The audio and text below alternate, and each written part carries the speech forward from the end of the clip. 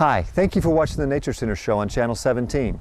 My name is Michael Price. I'm the Executive Director of the San Angelo Nature Center. And today I want to talk to you about two very unique lizards that are found in North America.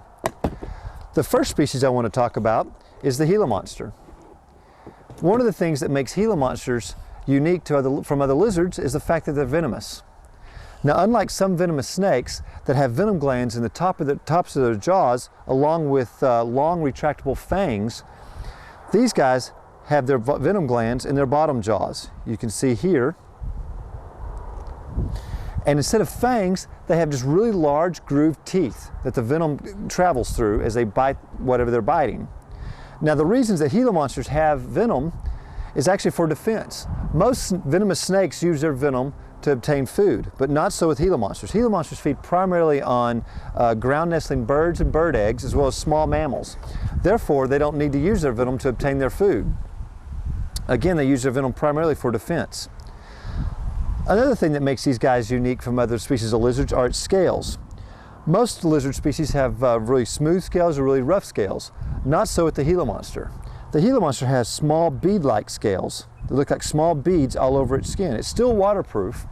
They are reptiles, and like other reptiles, they have a vertebrae. They're vertebrate animals. They have a backbone, and they're also ectothermic, which means their body temperatures fluctuate depending on what their surroundings are.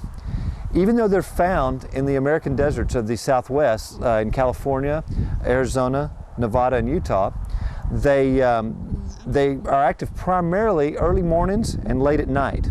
They very rarely come out during the daylight hours. In fact, they spend 95% of their lives underground. The other 5% is when they're out actively foraging for food and looking for a mate.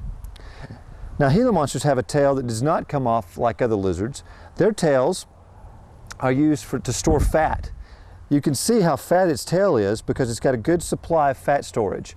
What they'll do is they'll eat and eat and eat for several weeks at a time and then go months and months without feeding and live off the fat that's stored in their tails. Now we're going to look at the second species of venomous lizard that's found in the world, and that's a cousin to the Gila monster, and that's the Mexican beaded lizard. As the name implies, they're found primarily in central and western Mexico. They get quite a bit larger than Gila monsters do, obviously. Whereas Gila monsters are the largest lizard in the United States, the beaded lizard is the largest venomous lizard that's found in Mexico. They can attain a length of 4 feet. They have the same characteristics that the Gila monsters have. They have the fat tails they use to store their food. They eat the same prey. They have a backbone just like the Gila monsters do, and they're ectothermic like other reptiles. They have the same beaded scales on their back. And I didn't mention it with the Gila monster, but with the beaded lizard, you can see they use their tongues much like snakes do. They do have ears. They have openings for their ears where they can hear. They do have eyes, although their eyesight is very poor. And they do use their tongues to stick their tongues out to literally taste the air, to taste what's going on around them. They have large extended claws. They love to climb rocky hillsides. They live primarily in the deserts of western Mexico, like I said. And they use these claws to climb up small shrubs and large boulders to look for food. Their food is primarily the same as the Gila monster. Ground nestling birds, bird eggs, and small rodents, and nesting rodents that they find. Again, these guys are venomous. If you were to encounter a Gila monster in the wild, you would not want to touch one of these animals, as they could inflict a very painful bite. In fact, you never want to hold any animal that you see in the wild without the supervision of an adult who is trained or at least knows what these animals are. Thank you very much for watching the Nature Center show, and we'll see you next time.